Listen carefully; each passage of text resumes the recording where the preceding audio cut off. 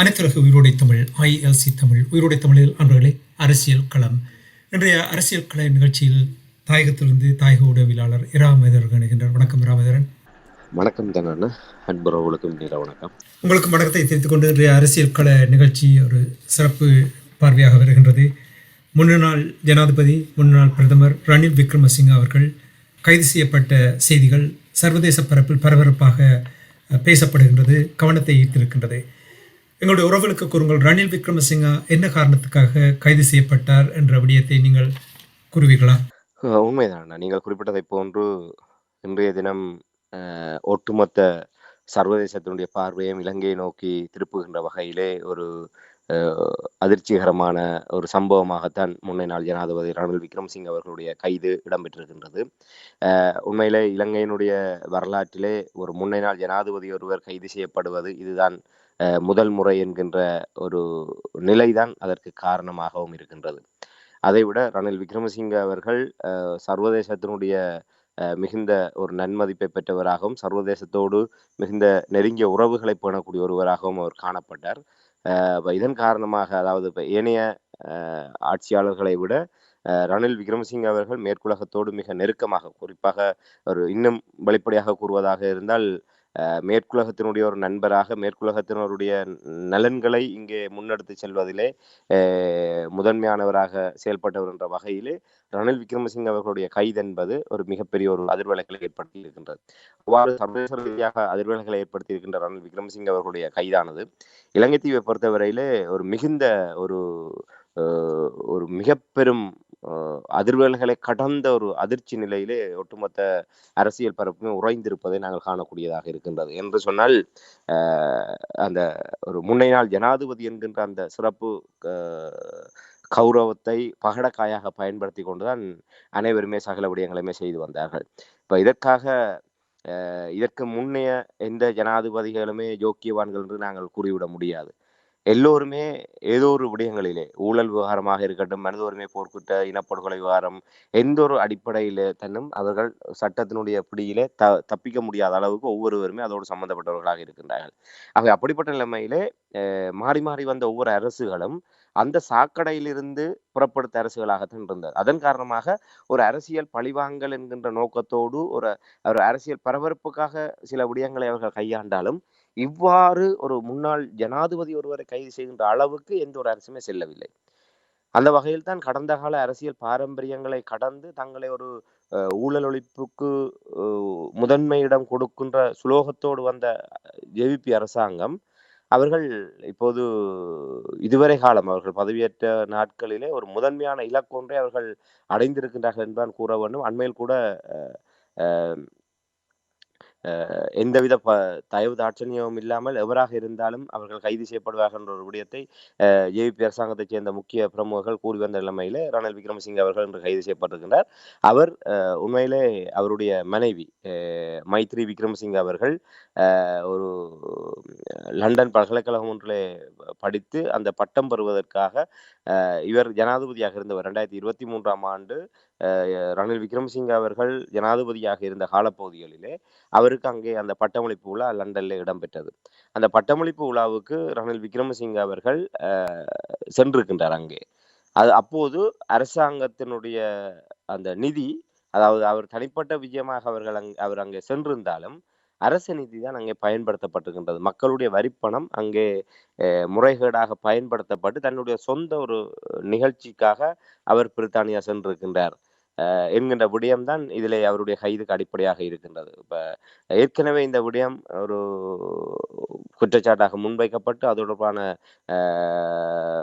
விடயங்கள் அலசி ஆராயப்பட்டு விசாரணைக்கு உட்படுத்தப்பட்டு வந்தார் முன்னாள் ஜனாதிபதி ரணில் விக்ரமசிங்க அவர்கள்.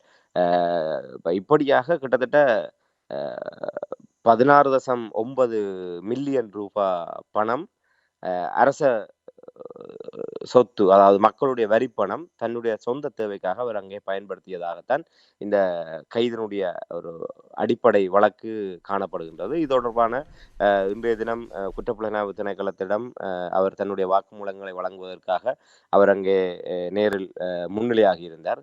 பல மணி நேரங்கள் அவர் தொடர்பான கேள்விகளுக்கு பதிலளித்து அவர் தன்னுடைய வாக்குமூலங்களை வழங்கியதற்கு பிற்பாடு அதிரடியாக குற்றப்புலனாய்வு திணைக்களத்தினரால் அவர் கைது செய்யப்பட்டார். கைது செய்யப்பட்ட ஒரு நிலைமை என்பது இலங்கை அரசியலை கடந்து ஒரு சர்வதேச ரீதியாக ஒரு பெரும் அதிர்வலைகளை ஏற்படுத்தி கொண்டிருக்கின்றது. இன்றைய தினம் அது ஒரு மிகப்பெரிய ஒரு அரசியல் ஒரு சுனாமியாக இது மாறுகின்ற அளவு யாருமே ஒரு கற்பனை செய்து பார்க்க முடியாத அளவுக்கு ஒரு திடீர் ஒரு நிலை மாற்றமாக இந்த கைது சம்பவம் ஒட்டுமொத்த அரசியலையுமே புரட்டி போட்டு. அனுரகுமார் திசநாயக்காவுடைய கட்சி ஆட்சிக்கு வந்த பின்பு ஊழலில் ஈடுபடுபவர்களை தண்டிப்பதாகவும் அடிக்கடி கூறிக்கொண்டு வந்திருந்தார்கள். இருந்தாலும் முன்னாள் தலைவர்களை கைது செய்ய தண்டிப்பதை தவிர்த்துக் கொள்வார்கள் என்று பலர் எதிர்பார்த்தார்கள். ஆனால் இப்பொழுது ரணில் விக்ரமசிங்க கைது செய்யப்பட்டிருக்கின்றார். நீதிமன்றத்தில் பல மணி நேரம் இழுபறைக்கு பின்னர் அவரை சிறையில் வைக்கப்பட்டிருப்பதாக செய்திகள் வருகின்றது. இது தொடர்பாக என்ன நீங்கள் அறிகிறீர்கள்? உண்மையில் குற்றப்புலனாய்வு திணைக்களத்தினால் அவர் கைது செய்யப்பட்டார் என்ற செய்தி ஒரு பிரேக்கிங் நியூஸாக வந்த உடனே அந்த பரபரப்பு ஒட்டுமொத்தமாக பற்றி கொண்டது. அரசியல் வட்டாரங்களை கடந்து சாதாரண மக்கள் மத்தியிலும் அது ஒரு பேசு பொருளாக மாறியது ரணில் விக்ரமசிங்க அவர்களுடைய கைது. இவ்வாறு கைது செய்யப்பட்ட ரணில் விக்ரமசிங்க அவர்கள் பலத்த பாதுகாப்போடு கோட்டை நீதவான் நீதிமன்றத்துக்கு அவர் அழைத்து செல்லப்பட்டு அங்கே முற்படுத்தப்பட்டிருந்தார். இந்த நேரத்திலே அங்கே அவர் தொடர்பான விடயங்கள் அங்கே முன்வைக்கப்பட்டு வழக்கு விசாரணைகள் முன்னெடுக்கப்பட்ட போது அவரை பிணையிலே விடுவிக்க வேண்டும் என்ற கோரிக்கை அவர் சார்ந்த சட்டத்தரணி மூலமாக முன்வைக்கப்பட்டிருந்தது. அதாவது அவர் பல்வேறு நோய்களுக்கு ஆட்பட்டிருக்கின்ற காரணத்தினால் அவர் சிறையிலே அவரை அடைப்பது என்பது அவருடைய உடல்நிலையை மேலும் மோசமாக்கும் என்ற காரணத்தினால் அவரை பிணையிலே விடுவிக்க வேண்டும் என்ற அடிப்படையிலே கோரிக்கை முன்வைக்கப்பட்டது. அப்போது அதுக்கு எதிராக பல வாத பிரதிவாதங்கள் முன்வைக்கப்பட்ட போது மிகப்பெரிய ஒரு நீதிமன்ற சூழலிலே ஒரு பதற்றமான நிலைமை ஏற்பட்டது. ஏற்கனவே அவர் கைது செய்யப்பட்டவுடன் கோட்டை நீதிமன்றத்துக்கு அவர் அழைத்து செல்லப்படுவார் என்று தெரிந்தவுடனே அவருடைய கட்சி ஆதரவாளர்கள், கட்சி பிரமுகர்கள், அரசியல் பிரமுகர்கள் என கோட்டை நீதவான் நீதிமன்றத்தை முற்றுகையிட தொடங்கிவிட்டார்கள். ஆகவே பெரும் எண்ணிக்கையானவர்கள் கோட்டை நீதவான் நீதிமன்ற சூழலிலே குழுமி இருந்த நிலைமை ஒரு அசாதாரண நிலைமை ஏற்படுத்தியது. இப்ப இவ்வாறான நிலைமையில் தான் அங்கே அவருடைய புனை கோரிக்கை என்பது முன்வைக்கப்பட்டிருக்கின்ற நேரத்திலே அங்கே நீதிமன்ற வளாகத்திலே திடீரென மின்தடை ஏற்பட்டது. அந்த திடீரென மின்தடை ஏற்பட்டதுக்கு பிற்பாடு அந்த வழக்கு விசாரணையை ஒரு அரை மணி நேரம் ஒத்திவைப்பதாக நீதிவான் அறிவித்திருந்தார்கள். அதற்கு பிற்பாடு நீண்ட இழுபறைக்கு பின்னர் தான் மீண்டும் அந்த வழக்கு விசாரணை ஆரம்பிக்கப்பட்டு ஒரு பல மணி நேர இழுபறைகளுக்கு பின்னர் அவர் விளக்கமறியலில் வைக்கின்ற அந்த உத்தரவை அந்த கோட்டை நீதவான் நீதிமன்றம் பிறப்பித்திருக்கின்றது. இப்போ இதை அடுத்து வருகின்ற 26ஆம் தேதி வரை முன்னாள் ஜனாதிபதி ரணில் விக்ரமசிங்க அவர்கள் நீதிமன்ற காவலில் அதாவது விளக்கமறியலில் வைக்கப்பட்டிருக்கின்றார். அவர் தொடர்ச்சியாக ஒரு சிறைக்கு அழைத்து செல்லப்பட்டு அவர் அங்கே தடுத்து வைக்கப்படுகின்ற ஒரு நிலைமை ஏற்பட்டிருக்கின்றது. இப்போ இந்த நேரத்தில் அந்த விசாரணை நடவடிக்கைகள் முன்னெடுக்கப்பட்ட போது அந்த சிறைச்சாலை வாகனம் ஒன்று அங்கே நீதிமன்ற வளாகத்துக்கு கொண்டு வரப்பட்ட போது அனைவருமே அதாவது அவருடைய ஆதரவாளர்கள் ரணில் விக்ரமசிங்க கைது செய்யப்பட போகின்றார் என்ற ஒரு பரபரப்பான நிலைமை தொற்றியதன் காரணமாக அங்கே மீண்டும் ஒரு பதட்டமான நிலைமை ஏற்பட்டிருந்தது அவதானிக்கூடியதாக இருந்தது. அப்போது அங்கே விளக்கம் கூறப்பட்டது, இது ரணில் விக்ரமசிங்க அவர்களை கைது செய்வதற்காக கொண்டு வரப்பட்ட வாகனம் அல்ல, இது நீதிமன்றத்தில் ஏற்கனவே வழக்கு நடவடிக்கைகளுக்காக கொண்டு வரப்பட்ட கைதிகளை அழைத்து செல்வதற்காக கொண்டு வரப்பட்ட வாகனம் என்று கூறப்பட்டது. ஆனால் இவ்வாறு கூறப்பட்ட போது அங்கே அவர்களுடைய ஒரு அமைதி ஏற்பட்டது. அப்போ ஆனால் அந்த வாகனம் வந்த போதே நாங்கள் ரணில் விக்ரமசிங்கவை தங்களுடைய தலைவரை கைது செய்து அழைத்து செல்ல ஒருபோதுமே அனுமதிக்க மாட்டோம் என்பதாக அங்கே இருந்தவர்கள் கோஷம் எழுப்பியிருந்தார்கள். அதற்கு பின்னரான அந்த விளக்கம் கூறப்பட்டது. அது தனிந்த ஒரு சில நிமிடங்களுக்கு பின்னரே இவ்வாறு ரணில் விக்ரமசிங்க அவர்கள் சிறையிலே அடைக்கப்படுவதற்கான ஒரு உத்தரவு கட்டளை பிறப்பிக்கப்பட்டதாக செய்தி வெளிவந்தது. ஆகவே ரணில் விக்ரமசிங்க அவர்கள் தன்னுடைய மனைவியினுடைய ஒரு பட்டமளிப்பு விழாவுக்காக ஒரு ஜனாதிபதி என்கின்ற ஒரு நிலையில இருந்து அவர் அங்கே தன்னுடைய தனிப்பட்ட சொந்த விடயத்துக்காக பிரித்தானியாவுக்கு சென்று அதன் மூலமாக மக்களுடைய வரிப்பணத்திலே 16.9 மில்லியன் ரூபாய் பணத்தை துஷ்பிரயோகமாக முறைகேடாக பயன்படுத்தினார் என்ற குற்றச்சாட்டிலே கைது செய்யப்பட்டு நீதிமன்றத்தில் முன்னிலைப்படுத்தப்பட்டு நீதிமன்றத்தினால் அவர் இப்போது 26ஆம் தேதி வரை விளக்கமறியலில் வைக்கப்பட்டுள்ளார். யூஎன்பி கட்சியை பொறுத்தமட்டில் கிட்டத்தட்ட ஒரு தசாப்தமாக பலம் இழந்து படு மோசமான நிலையில் இருக்கின்ற இந்த நேரத்தில் யுஎன்பி கட்சி ரணில் விக்ரமசிங்க கைது தொடர்பாக சிறை வைக்கப்பட்டிருப்பது தொடர்பாக ஏதாவது விளக்கம் தெரிவித்தார்களா?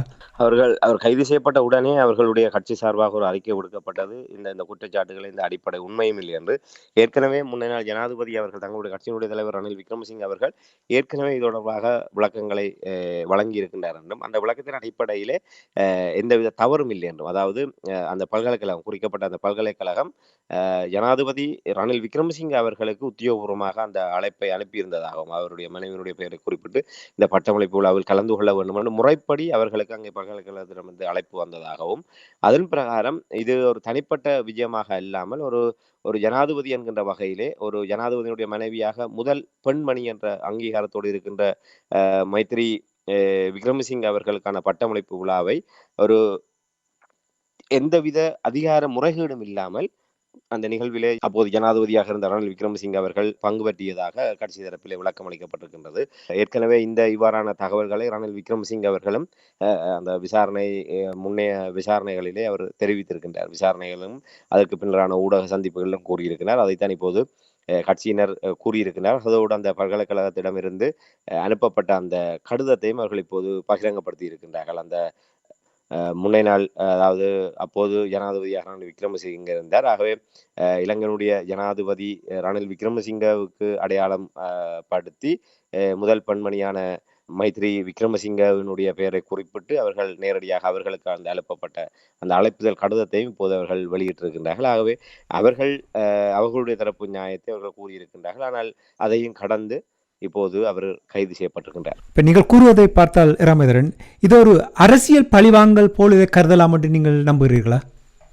நிச்சயமாக ஒட்டுமொத்த தரப்பினருடைய பார்வையும் ஜேவிபி அரசாங்கத்தின் மீது இருக்கின்ற போது அவர்கள் அவ்வாறான ஒரு மெலிவான ஒரு விடயத்தை அவர்கள் செய்வார்கள் என்று நம்புவதற்கு இல்லை. அதிலும் குறிப்பாக இலங்கையினுடைய அரசியல் மாச்சரியங்களை கடந்து ஒரு மிகப்பெரிய ஒரு அதிரடியான ஒரு துணிச்சலான முடிவை அவர்கள் எடுத்திருக்கின்றார்கள் என்று சொன்னார். அதாவது இலங்கையினுடைய வரலாற்றில் இதுவரை எந்த ஒரு முன்னாள் ஜனாதிபதி எவருமே கைது செய்யப்படவில்லை.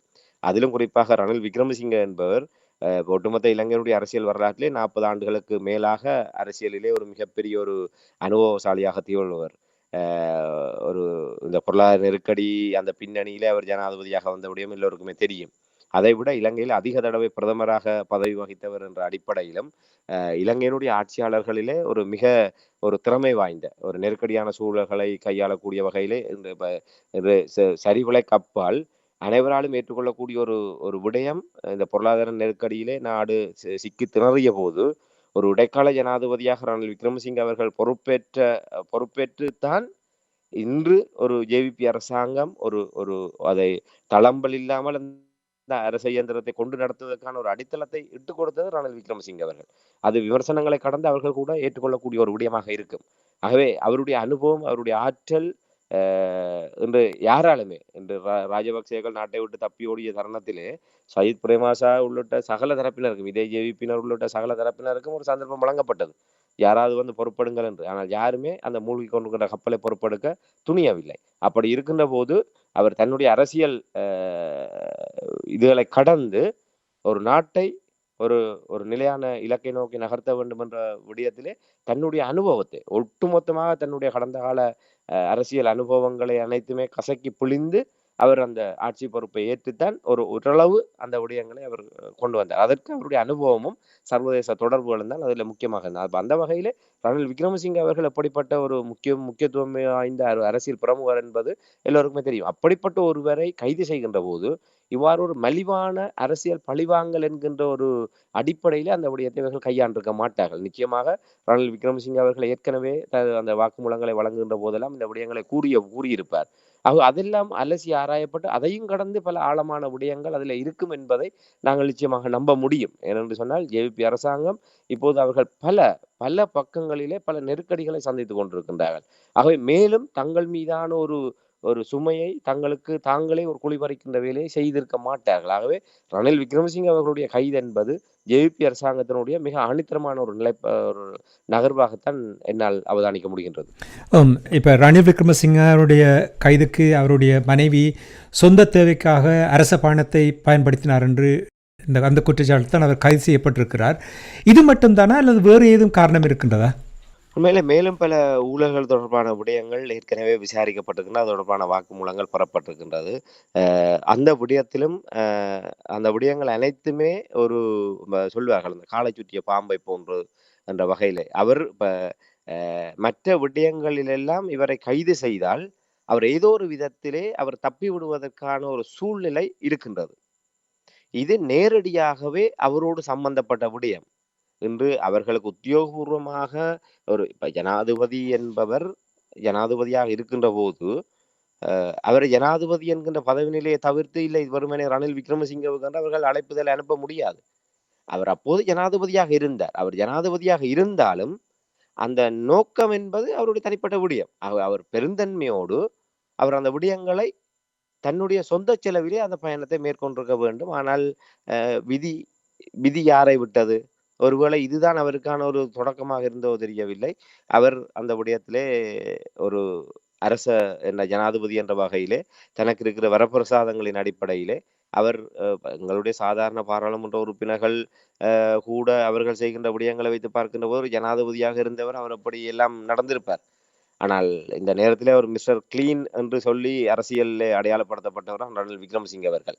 அவருடைய ஆட்சி காலத்திலே எப்போதுமே அவர் பெரும்பாலும் தன் சார்ந்து எந்த ஊழல்களிலுமே அவர் ஈடுபட்டதில்லை என்பது அவர் தொடர்பான ஒரு அரசியல் ஒரு பார்வையாக இருந்தது. அதாவது மிஸ்டர் கிளீன் என்பதுதான் அவருக்கான ஒரு அடைமொழியாக இருந்தது. அந்த வகையில அவர் எப்போதுமே ஊழல் செய்ய மாட்டார். ஆனால் தன்னை சுற்றி இருப்பவர்கள் அவ்வாறான விடயங்களில் ஈடுபடுகின்ற போது கண்டும் காணாமல் அதை விட்டு இருப்பார் என்கின்ற ஒரு பார்வை, அவதானிப்பு அவர் மீது இருக்கின்றது.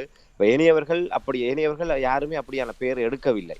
இப்ப இதுவரை காலமும் இந்த இலங்கையினுடைய அரசியல் வரலாற்றிலே அவ்வாறு ஒரு தன்னை எப்போதுமே இந்த ஊழல் விவகாரங்களிலே ஒரு சிக்கப்படாத ஒருவராக நிலைநிறுத்தியவர் ரணில் விக்ரமசிங்கே அவர்கள்.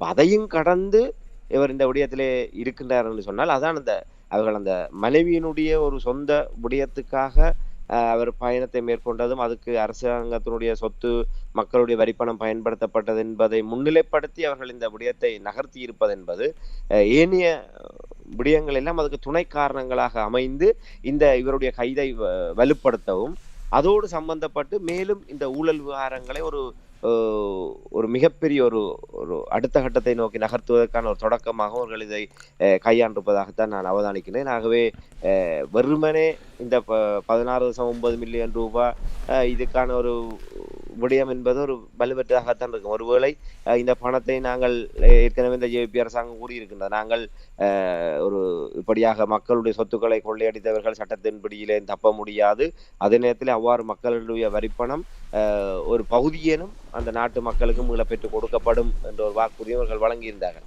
ஆகவே அப்படி பார்த்தால் கூட 16.9 மில்லியன் என்று சொன்னால், ஏற்கனவே உயிர்த்தஞாறு விவகாரத்திலே மைத்ரிபால சிறிசேனவுக்கு தண்டப்பணம் அறிவிக்கப்பட்டு அது அவர் தன்னால் கட்ட முடியாது என்று பகுதியாக கட்டி கொண்டிருக்கின்றார். அதே ஒன்று ரணில் விக்ரமசிங்கவும் அதை ஏற்றுக்கொண்டு விட்டு நான் அதை செலுத்துகிறேன் என்றால் நீதிமன்றம் உடனடியாக அவரை விடுவிப்பதற்கான வாய்ப்புகள் இருக்கின்றது. ஆனால் அதையும் கடந்து இதை ஒரு காரணமாக வைத்து கைது செய்து அந்த கைதை மேலும் பலப்படுத்தக்கூடிய அளவுக்கான துணை காரணங்களாக மேலும் பல விடயங்கள் இருப்பதாகத்தான் அறியக்கூடியதாக இருக்கின்றது. நிச்சயமாக நாங்கள் நாளைய நிகழ்ச்சியிலே இது தொடர்பான மேலதிக விவரங்களை உரையாடக்கூடியதாக இருக்கும் என்று நம்புகின்றேன்.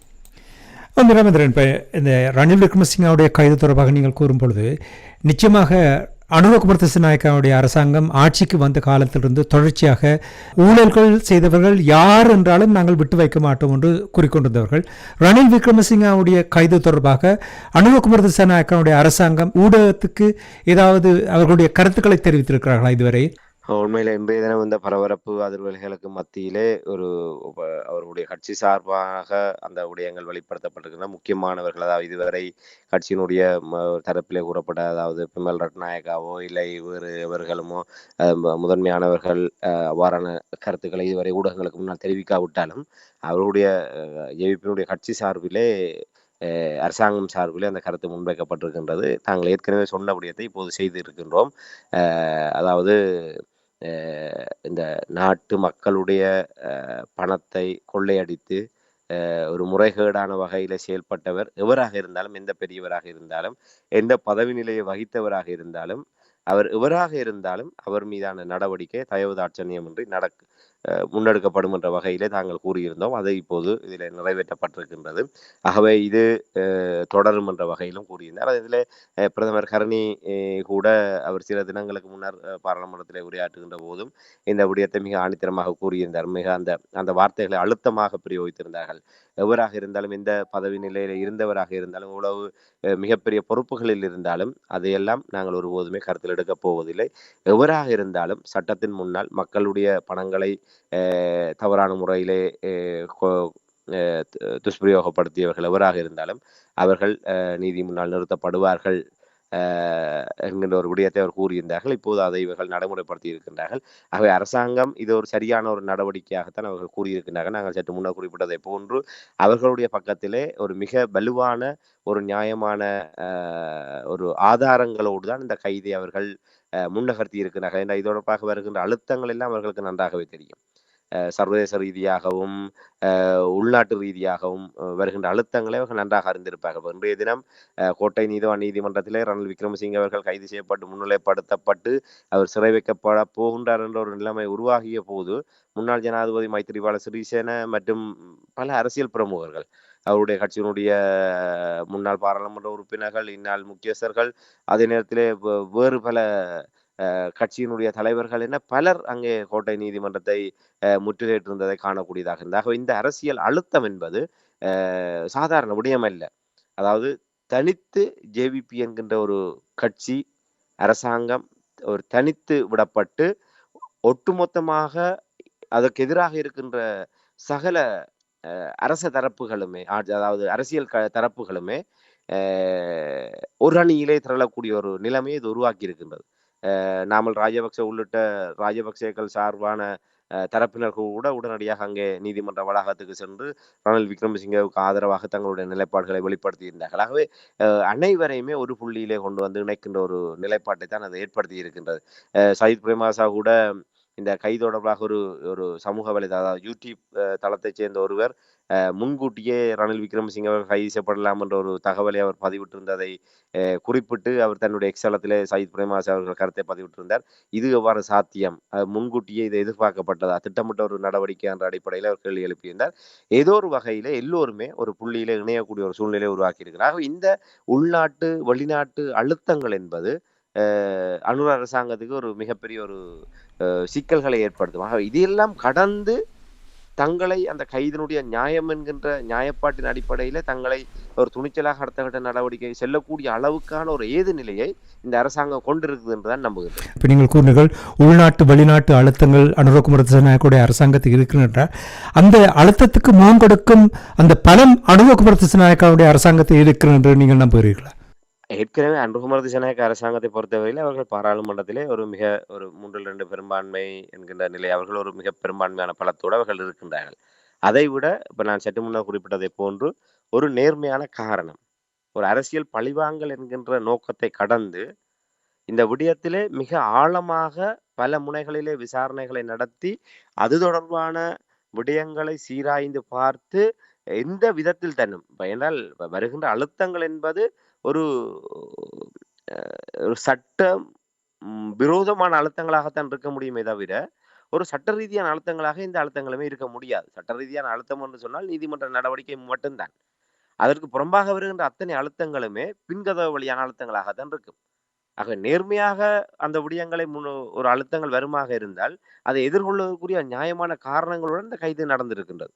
ஆகவே புற அழுத்தங்களினை தாங்கக்கூடிய அளவுக்கு அவர்கள் இதை ஒரு வலைப்பின்னலாக ஒரு ஊழல் வலைப்பின்னலாக இந்த விடயங்களை அவர்கள் ஒரு அவசர கோலத்திலே இந்த விடயங்களை கையாண்டதாக அவதானிக்க முடியவில்லை. மிக நன்றாக இதற்கு முன்னர் ரணில் விக்ரமசிங்கே மட்டுமல்ல மேலும் பல முன்னாள் பாராளுமன்ற உறுப்பினர்கள் முன்னாள் முதலமைச்சர்கள் முன்னாள் அரசியல் பிரமுகர்கள் என பலர் குற்றப்புலனாய்வு திணைக்களத்தினரால் வலை வீசி அவர்கள் விசாரணைக்கு அழைக்கப்பட்டு அந்த விசாரணைகள் எல்லாம் ஒன்றோடொன்று தொடர்புபடாது என்று கருதப்பட்ட அந்த வழக்கு விசாரணைகள் எல்லாத்தையுமே ஒரு புள்ளியிலே இணைத்து அதனுடைய ஒரு மைய விடயமாக இந்த ரணில் விக்ரமசிங்கவினுடைய கைது விடயத்தை கொண்டு வந்து அதை ஒரு மிகப்பெரிய ஒரு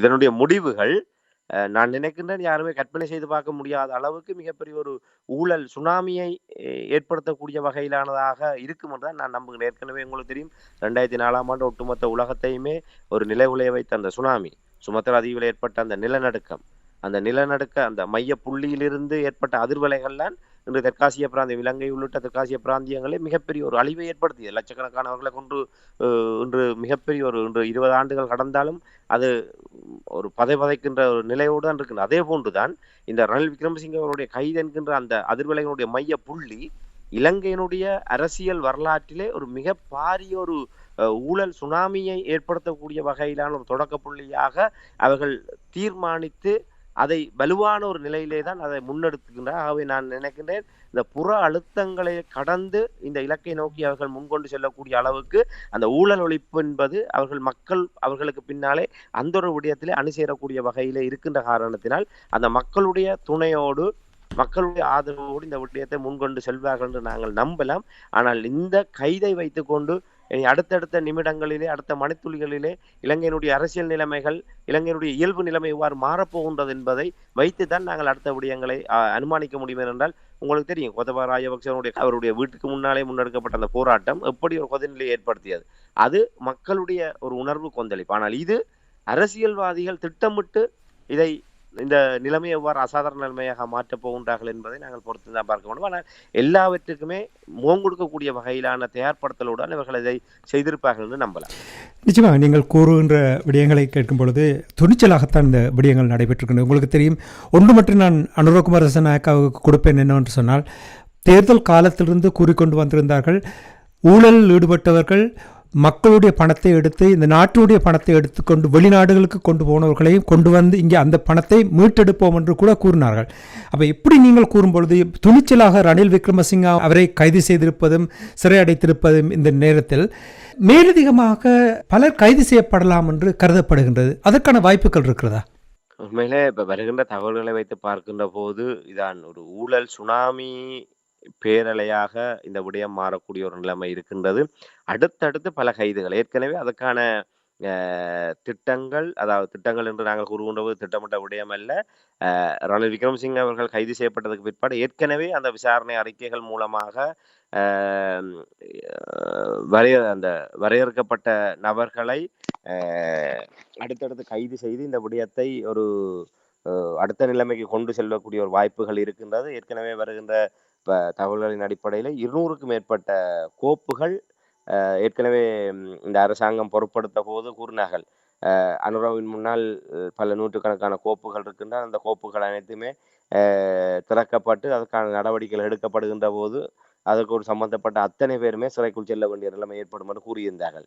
இப்போது இந்த ரணில் விக்ரமசிங்கே அவருடைய கைது என்பது 200க்கும் மேற்பட்ட கோப்புகள் திறக்கப்பட்டு அந்த கோப்புகளின் அடிப்படையிலே ரகசியமாக ஏற்கனவே நாங்கள் குறிப்பிட்டதை போன்று யாருமே ஒரு ஒன்றோடு ஒன்று முடிச்சு போட்டு பார்க்காத அளவுக்கு அவர்கள் வேறு வேறு கோணங்களிலே வேறு வேறு திசைகளிலே சம்பந்தம் இல்லாமல் அந்த விடயங்களுடைய விசாரணைகளை நடத்தி அவை அனைத்தையுமே ஆறப்போட்டு விட்டு அந்த விசாரணைகளில் இருக்கின்ற அந்த லூப் பாயிண்ட் என்று சொல்லக்கூடிய வகையில் அந்த இணைப்பை அவர்கள் ஏற்படுத்தி இப்போது இந்த பிரதானமாக ரணில் விக்ரமசிங்கே அவருடைய கைதோடு கொண்டு வந்து இதை அடுத்த கட்டத்துக்கு நகர்த்துகின்ற போது மேலும் பல அரசியல் பிரமுகர்கள் தொடர்ச்சியாக கைது செய்யக்கூடிய ஒரு ஏதுநிலை இருப்பதைத்தான் நாங்கள் பார்க்கக்கூடியதாக இருக்கு. என்றால் அவர்கள் தெரிவு செய்த அத்தனை கோப்புகளுமே ஊழல் முறைகேடு சம்பந்தப்பட்டது, மக்களுடைய வரிப்பணம் முறைகேடான வகையிலே பயன்படுத்தப்பட்டது. அது இன்று நேற்றில் கடந்த காலங்களில் முன்னெடுக்கப்பட்ட அத்தனை விடயங்களுமே அவர்கள் அந்த விடயங்கள் தொடர்பாக தனி குழுக்களை அமைத்து பல இதற்கென்று சொல்லி பிரத்யேகமாக சிஐடி பிரிவு, அதாவது புலனாய்வு குழுக்களை நியமித்து விசாரணைகளை நடத்தி அந்த அறிக்கைகள் எல்லாம் வேறு வேறு தளங்களில் என்றால் அதற்குள்ளிருந்தும் அந்த தகவல் கசியாது. என்றால் பாருங்கள், இலங்கை ஜனாதிபதி ரணில் விக்ரமசிங்கே அவர்கள் முன்னாள் ஜனாதிபதி ரணில் விக்ரமசிங்கே அவர்கள் தான் கைது செய்யப்பட போகின்ற விடயத்தை உணர முடியாத அளவுக்கு அவர்கள் கனகச்சிதமாக இந்த விடயங்களை நகர்த்தி இருக்கின்றார்கள் என்று சொன்னால் அவர்களுடைய திட்டமிடல் இந்த விவகாரத்தில் இந்த ஊழல் விடயத்திலே தாங்கள் பின்வாங்குவது தொடர்பாகவோ இல்லை அது வேறு விதமான முன்னெச்சரிக்கை நடவடிக்கையாக இவர்கள் தங்களை தற்காத்துக் கொள்ளக்கூடிய நடவடிக்கைகளோ இல்லை நாட்டை விட்டு தப்பியோடக்கூடிய ஒரு நிலைமைகளோ அவர்கள் ஏற்படுத்தாது அதை இவர்கள் நிறைவேற்றி இருக்கிற விதம் அனைத்துமே அவர்கள் ஒரு மிக ஒரு நேர்த்தியாக இந்த விடயங்களை கையாண்டிருக்கின்றார்கள். வருகின்ற தகவல் அடிப்படையிலே மேலும் பலர் என்று சொல்லுகின்ற போது மிக முக்கியமான அரசியல் பிரமுகர்கள் இந்த விடயங்களோடு கைது செய்யப்படுவதற்கான வாய்ப்பு இருக்கின்றது. ஏற்கனவே அரசு தரப்பில் சொல்லப்படுகின்ற போது உயிர்த்தஞாறு தாக்குதல், அதே போன்று பிரகீத் எக்னியோட ஊடகவியலாளர் பிரகீத் எக்னியோட அவர்கள் கடத்தப்பட்டு படுகொலை செய்யப்பட்ட சம்பவம், அந்த வழக்கு விசாரணைகள் அனைத்துமே நடைபெற்று கொண்டிருக்கின்றது என்றும், மற்றும் சில வழக்குகள் விசாரணைகள் முடிவுக்கு வந்திருக்கின்றது என்றும், அந்த விடயங்கள் எல்லாம் ஒன்றோடொன்று தொடர்புபட்டதாக அது தொடர்பானவர்கள் எவராக இருந்தாலும் கைது செய்ய நடவடிக்கைகள் முன்னெடுக்கப்பட்டு வருவதாக கூறியிருக்கின்றார்கள். ஆகவே இது நிச்சயமாக ஒவ்வொரு நாட்களுமே இலங்கையினுடைய அரசியல் தொடர் அதிர்வலைகளை ஏற்படுத்தக்கூடிய கைதுகள் தொடர்ந்து இடம்பெறக்கூடிய ஒரு நிலைமை இருக்கின்றது, எதிர்பார்க்கப்படுகின்றது. நன்றி ராமேந்திரன். முன்னாள் ஜனாதிபதி ரணில் விக்ரமசிங்க அவர்கள் கைது செய்யப்பட்டு நீதிமன்றத்துக்கு கொண்டு செல்லப்பட்டு அங்கே இழுபறிக்கு பின்னர் அவரை கைது செய்து இப்பொழுது சிறையில் வைத்திருப்பதாக வந்த செய்திகளை உயிரோடை தமிழ் உறவுகளோடு ராமேந்திரன் அவர்கள் பகிர்ந்திருந்தார். அவருக்கு நன்றி கூறிக்கொண்டு நிச்சயமாக இது தொடர்பான மேலதிக தகவலோடு நாளை இணைந்து கொள்வோம் என்று கூறிக்கொண்டு, நன்றி ராமேந்திரன். நிகழ்ச்சி இணைந்து தகவல்களை தந்ததற்காக அன்பர்கள் சார்பாக நன்றி கூறிக்கொண்டு மீண்டும் நாளை இணைந்து கொள்வோம். நன்றி, வணக்கம். நிச்சயமான நன்றி, வணக்கம். எமது பார்வையாளர்களுக்கு வணக்கம். மக்களின் குரலாய் ஓங்கி ஒலிக்கும் இலக்கு மின்னிதழ் மற்றும் உயிரோடை தமிழ் வானொலி ஆகிய இவ்விரு ஊடகங்களும் உங்களைப் போன்ற எமது நேயர்கள் நண்பர்களின் ஆதரவிலேயே இயங்கி வருகின்றன. மிக குறைந்த வளங்களுடன் பல இடர்கள் மற்றும் தடைகளை தாண்டி பயணிக்கும் எமது ஊடகங்களின் பணிகள் மேலும் வளர உங்களால் முடிந்த நிதியுதவியை வழங்கி இன்னும் காத்திரமான செயற்பாடுகளை முன்னெடுக்க உதவுமாறு மிகவும் பணிவன்புடன் வேண்டி நிற்கின்றோம். உங்கள் பங்களிப்பு உங்களின் உரிமை குரலாய் ஓங்கி ஒலிக்கும். நன்றி.